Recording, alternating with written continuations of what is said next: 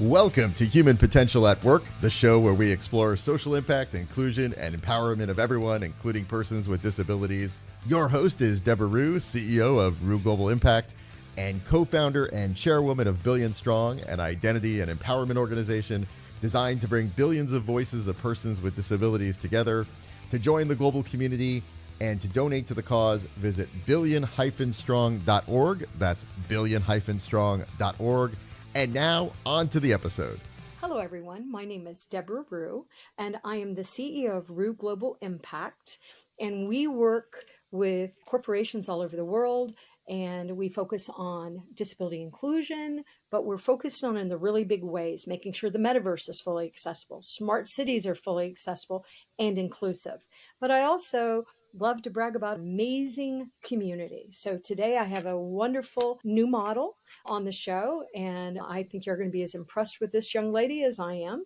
So first of all, let me start by also saying I'm the executive chair of Billion Strong, and that is the world's first identity organization for people with disabilities to come out with pride and really support each other. And my guest today is Tamyah Jordan. And she is a student. She's a student at the Kentucky School for the Blind, and she's also a model. And we're going to talk a little bit about that. But before we talk about her modeling, let me give you a visual description for anyone that might not be able to see me. And she's going to do the same thing. So I am a mature woman. I'm a white woman. I have gray hair and I have purple all through it. And I'm wearing a aqua blouse today with some brown glasses. And let me turn it over to you, Tamyah. Do you mind telling the audience who you are, but also will you give a visual description of yourself for others that might not be able to see how beautiful you are? Yes. Being visually impaired also myself, I should be used to this, but I'm not. But hello, Miss Debra said, I am Tamyah Jordan. I haven't been modeling as so much as people would think. I just walk out on the runway with confidence every time. Or try. Confidence every time. Yeah. So a visual description, which I also may need Miss Debra's help a little bit. I think I know there's a chain around my dress, around my neck. Yep. And then I don't know exactly what the print is of my dress. It's a flower print, and it's a blue and yellow and red and pink. It's very pretty. Very pretty flower print. So Summary. the flower print, and then my hair is curled at the ends, and it's brown sometimes. Yes, and you have a beautiful color skin too. You have a really beautiful color yeah, skin. like brownish sort of. Yes. Yes, and you are just the kind of people that we want to see modeling and advertising for brands all over the world. A woman that is confident and very smart, beautiful, and also you happen to be visually impaired or have vision loss. So what does that have to do with anything? So it's very exciting to see you on the stage. Now, I know you've done modeling for American Girl dolls. You've done modeling for Southern Women's Show. And you also, and this is where I found you, you also modeled for One Runway of Dreams, wearing Target's clothing. And it was in Los Angeles, which is very exciting. And I'm on their board of advisors. And my daughter, Sarah, who's 35 years old, she was born with Down syndrome, and she modeled on that stage as well. And she happened to wear a Tommy Hilfiger, and she loved it. She loved the experience. So first of all, you also did a week-long modeling training. So can we start with that? What does it entail when it comes to modeling? Like you said, I just walk on the runway with confidence, but tell us more about your experience. So at my modeling training, it was with iPop, which they're based in LA, but it was at a time of when COVID was really bad and everything, so we couldn't go to LA. So it ended up being in Orlando, which it was still really fun. I met a lot of fun people. I actually got to meet some actors off of Disney there. Oh, fun. That was really cool. and we had boot camps and stuff. And since I do 3 things, I do a little bit of acting. That kind of just started there because I realized if I'm doing the modeling, will need to pick up acting eventually. I did some acting boot camps and modeling boot camps.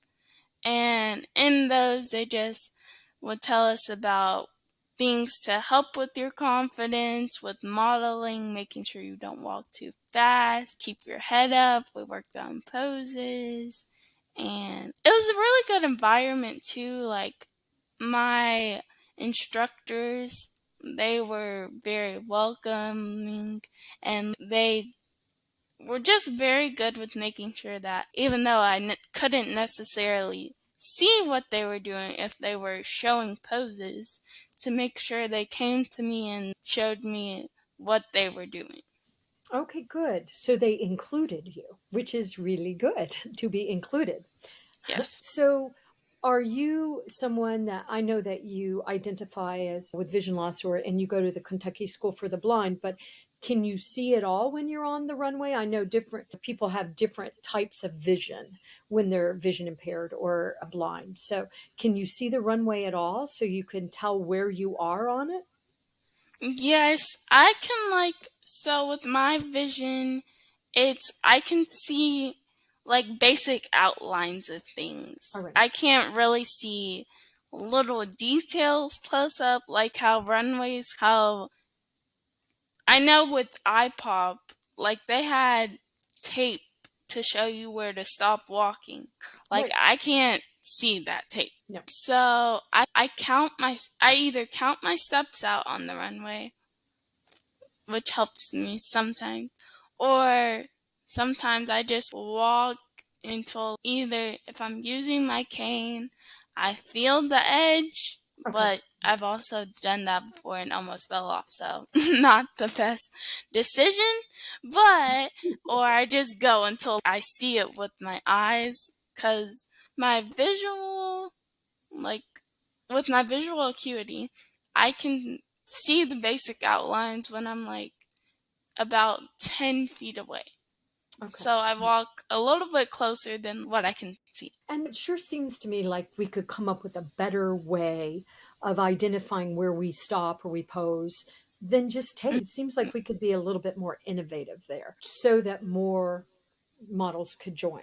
So tell me about the experience with Runway of Dream in LA. You were posing for Target. And when you went, because I read, this is how I found out about you. I read an article that was in one of the Kentucky newspapers, and I saw you and I just was like, wow, got to talk to her. I love talking to talent in our community.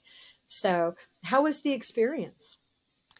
It was very exciting, very nerve-wracking. I didn't know what to expect going into it because I have the fashion shows I had done, like the American Girl doll and the Southern Women show before that. They were both in my hometown of Tennessee, so it wasn't like LA. But it was really exciting, and for Target, I was the first one after the Target commercial, so I was like, everyone was screaming, everyone didn't know what to expect. It was very exciting though. I Yes. had fun. Yes, my daughter loved it. And when she walked out on stage, she threw her arms out. She was just going to own that stage. It's her mom. I was like, oh, it's so cute. Us moms, our moms are. You got one like that too. So, first of all, I forgot to ask you, how old are you? I am 17. Woo! Oh my goodness, so much ahead of you. How exciting. So, what is next for you? What do you want to do next? So I definitely I'm looking into exploring more into my modeling, definitely. And then I know that hopefully will open up some opportunities of more things to do. And then I want to own my own business because I'm going into my senior year. After high school, I really want to look into my modeling and travel and own a business.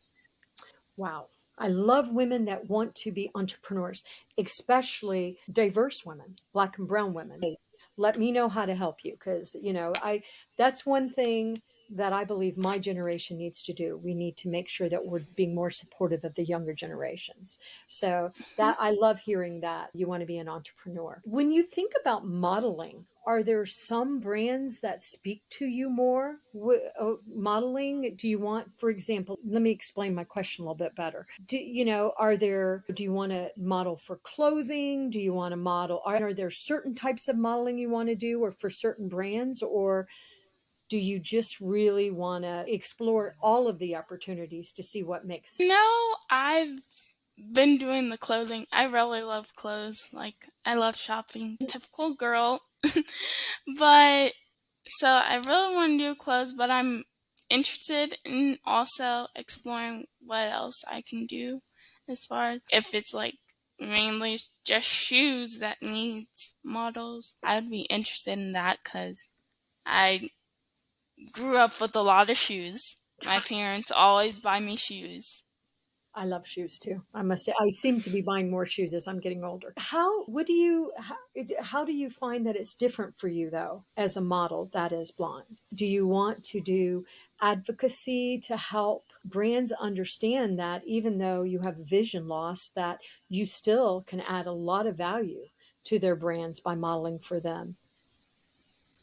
Yes, I want to just show people that number one are blind or visually impaired, that it is possible to do these things, even if it's not so much modeling.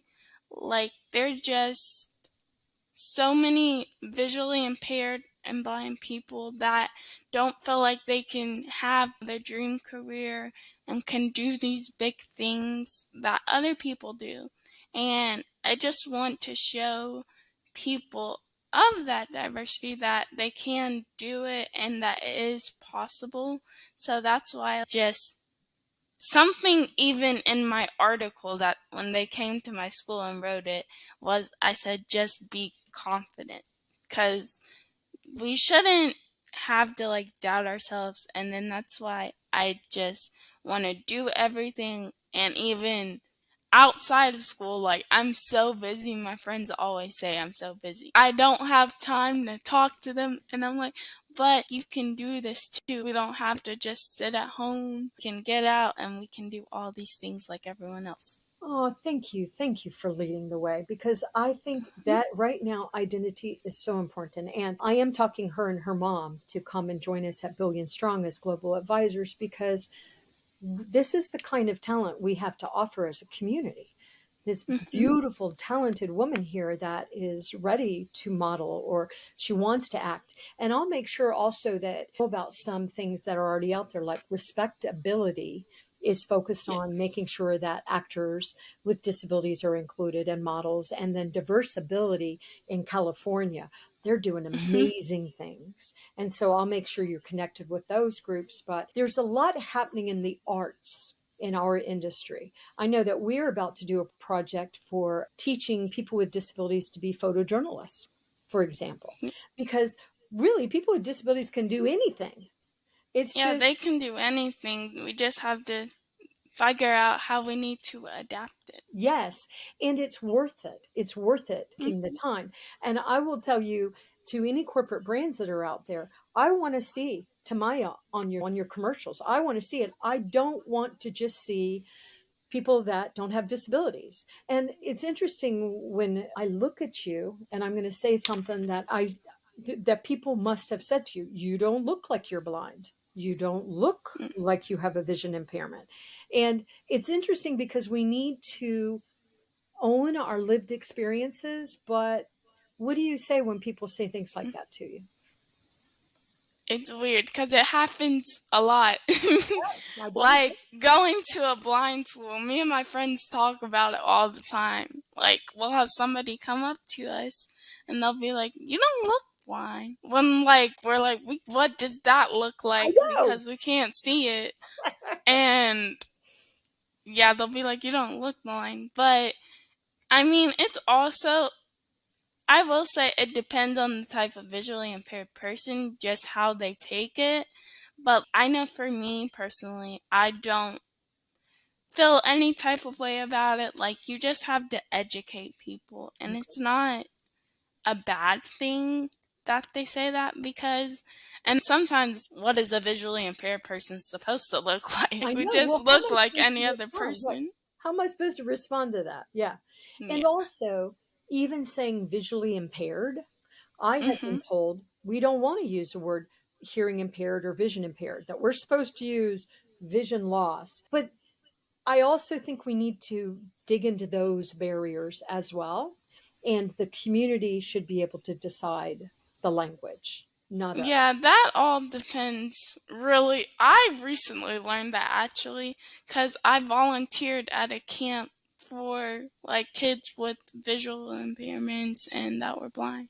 Just that, like, people have different preferences Mm. on vision impaired, vision loss, blind, whatever it is. I know. And then they'll argue with each other about, no, you're wrong. Okay. Okay. All right. There's room for everybody. So I'm using a lot of identity language now, lived Mhm. experiences with vision loss, but that's one reason why I think Billion Strong is so important. But when you hear of big corporate brands that are using talented individuals with disabilities in their marketing and their modeling and their commercials, how does that make you feel? I definitely want to work with some big corporate brands because, like I said, it depends on the type of visually impaired person you come across. Like, some people, I know people that don't like that they're visually impaired, don't want to talk about it, they don't want to be identified as it, but like, I'm okay talking about it, and if that's who I am, like, it's a part of me. Like, I use my cane everywhere I go. Like, I'm never without it. And I don't have to use it walking around my house, but when I'm out in public, like, I use it because people need to know I am visually impaired. And we can go everywhere you go. There's nothing different about the people we are. We're just, our eyes, we talk about it at school. Our eyes just don't work like yours. That's it. I know. And my daughter thinks differently from other people because she has Down syndrome. It doesn't mean she's broken. It doesn't mean Yeah. we can't add value. It's so ridiculous how we boxed everybody into these little boxes and it's, oh, you don't matter because this. Oh, you don't matter. It's ridiculous. So I just think brands need to pay attention to young leaders like you that are really stepping out and saying, I can't see the end of the runway, but that's not going to stop me. I'm going to be Mhm. confident and I'm going to own who I am. And I'm proud to be a beautiful young woman that also has vision loss or vision impairment. So Yes. it gives me such hope when I meet people like you because it's Mhm. like the younger people that are just owning their lives so early. I didn't have Mhm. that kind of confidence when I was your age. I did not. I was stumbling around and I didn't know what I was doing. So it just gives me hope seeing the young leaders come out and really talk about these things. So I appreciate that. What do you, and I'm going to ask you to speak for your peers, but especially your peers at the Kentucky School for the Blind. What do they wish society understood about them? I think you've already answered that question partially. You already said that our eyes work differently, but whatever. I still deserve to be a full part of society just like you. But are there other Mhm. things you wish people understood? I know we just know, but sometimes, because something that, especially going to a blind school, we talk about is we don't like when people say it's over there. Okay. That is the worst thing It's right over there. ever to tell a blind person. Like, it's over there. And then, like, everyone necessarily doesn't use their cane that's blind, but they should, I think, because it's what lets, like, society know that you're blind before you even say anything. And I think it should just be taught, like, parents should teach your kids, if you see a cane, you know it means someone's blind. So give them, as, yeah. Like, it doesn't mean they're different, because No. if It was crazy. I was at Kentucky Kingdom, and here it's in Louisville, and we had a summer work program at my school, and we were working at Kentucky Kingdom, and we would have to go back and forth from like where our lunch site was into our lunch place. Okay. To work site to lunch place. Right. But so we were walking. I was walking with one of my friends one day, and of course, both of us were using our canes. And then somebody said, they were like, "Are they blind?" And then we were like, "Yes, we are." So, Like, you just but we gotta also own your can blind. hear. We can also hear when we're blind. But okay, yeah. Yeah, and it'll be funny when people, they'll like think blind people can't hear.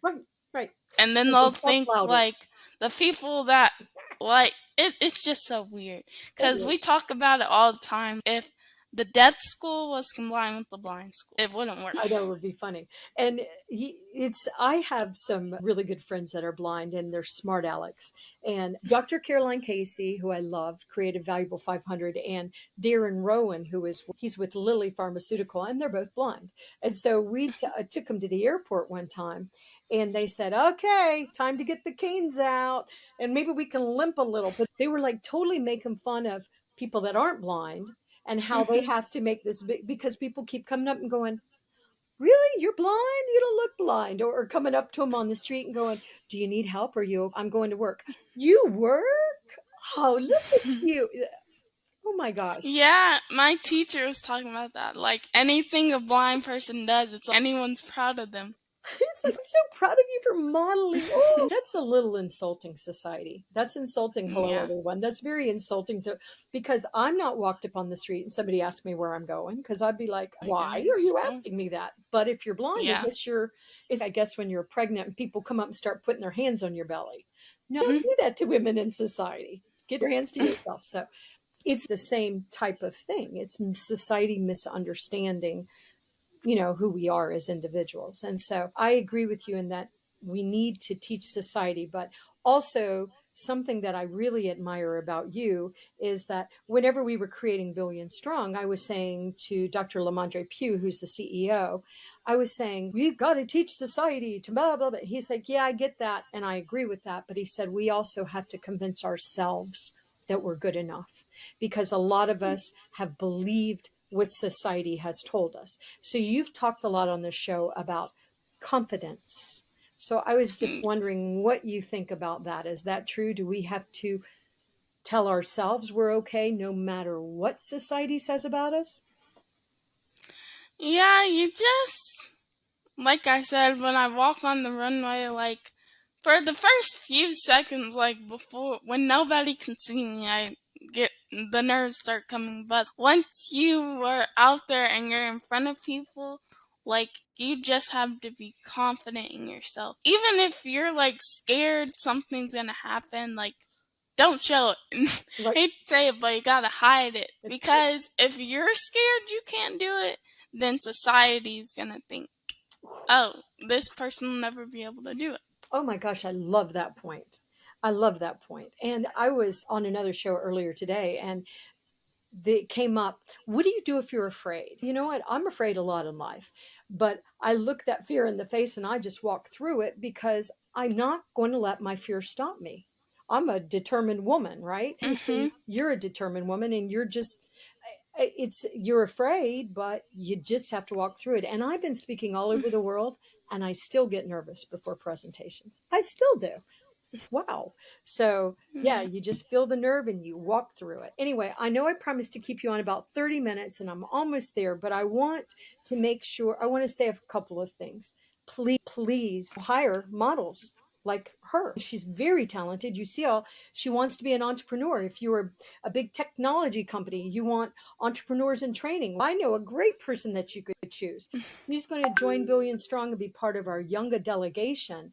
But this is the talent we have in our community. Tamyah, I want you to tell people how they can contact you if they are interested in working with you, or having you speak for them, or model, or advocate, because these are also the young leaders that you need to be bringing in so that you can understand what it's like to walk with a lived experience of vision loss. So, as far as social medias go, I do have an Instagram that like companies can DM me on there Okay. and also see a little bit of what I'm doing and keep up with me a little bit. And that's Tamyah Girl _Jordan. Okay. Are you on And that LinkedIn? I would recommend um you get on LinkedIn. Only yeah. because that's where a lot of the professionals are playing, and I'm happy to help you with that too, but LinkedIn would love you.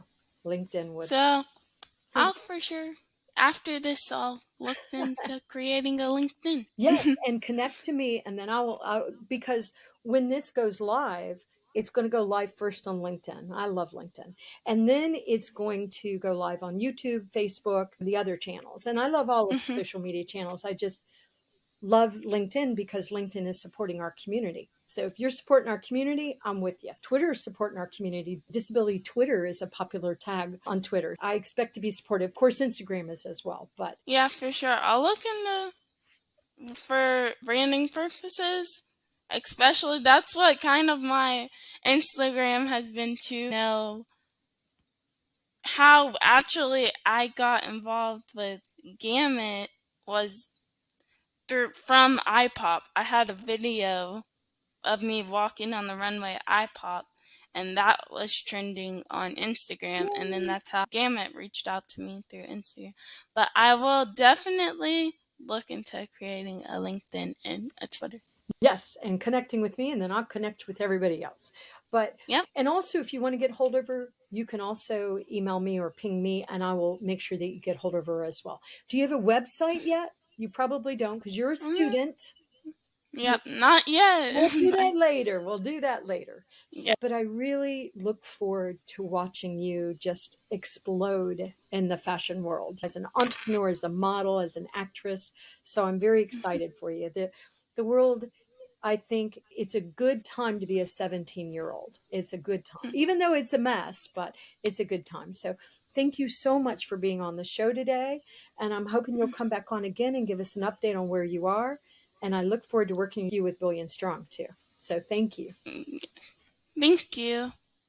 I look forward to being on here with an update again too. Yay, yay. All right, cool. I say goodbye to the audience, and I will make sure that you know how to contact her, but I would highly recommend please use models that are diverse. Please. We are noticing, we're watching.